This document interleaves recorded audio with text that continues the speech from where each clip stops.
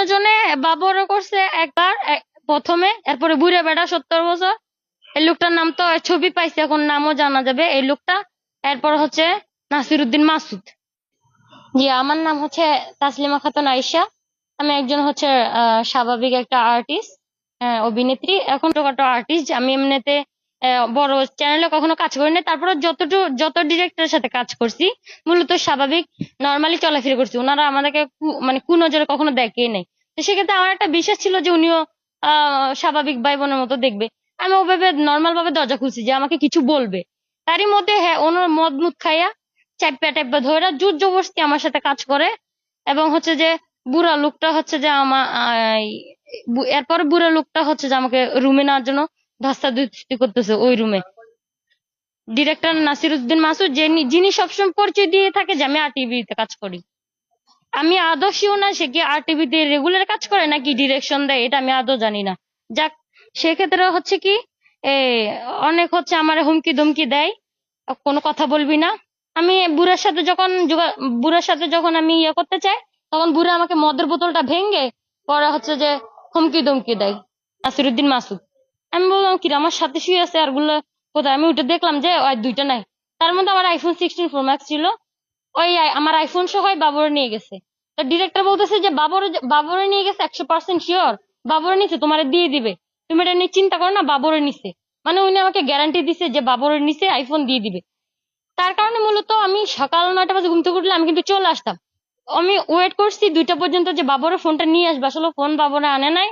এর মধ্যে হচ্ছে যে কৌশল আমি ওনার সাথে 2টা ছবি তোলার চেষ্টা করি, উনি তখনও নেশাগ্রস্ত ছিল, যার কারণে আমি সুইমিং এ নামছিলাম। ওই সুইমিং অবস্থায় ওনার আর আমার কটা ছবি ভিডিও তুলছি, তাও উনি এত ট্যালেন্ট, উনি একসাথে ছবি তুলতে চায় নাই। এই ছবিগুলো নিয়ে আমি বাসায় গেছিলাম, একদিন রেস্ট করছি, আমার ফিজিক্যালি অবস্থা এতটা খারাপ। আমি একদিন রেস্ট করার পরে দ্বিতীয় দিন হচ্ছে আমাদের থানায় গেছি, বলছে দেখো এই থানার কার্যক্রম এটা না, এই যে ঘটনাস্থল হয় ওই থানায় যেতে হবে। পরে আমি শ্রীপুর থানায় আসলাম, হচ্ছে যে 22 তারিখ রাতে 2টা 21 তারিখ হচ্ছে আমি 22 তারিখ হচ্ছে এখান থেকে যাওয়ার পরে 23 তারিখ আমি রেস্ট নিয়েছিলাম।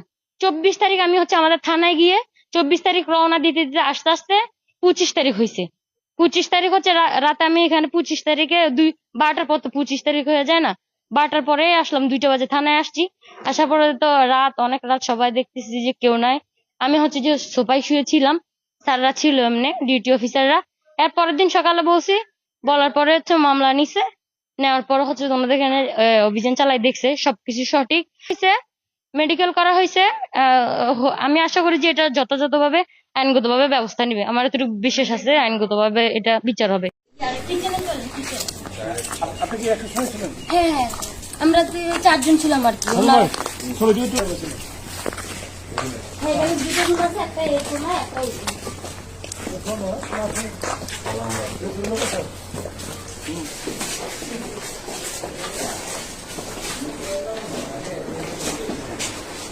আপনি প্রথমে এরকম ছিলেন, ডিরেক্টর ছিলেন তো?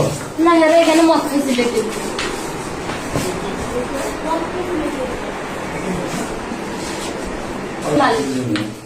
রিসোর্টের মালিক ছিল।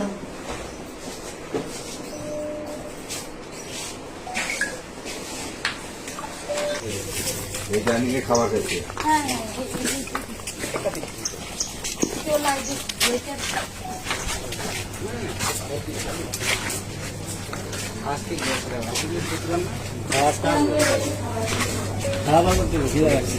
খাবার রেডি করো। কি খাবার খাওয়াইছে যেটা?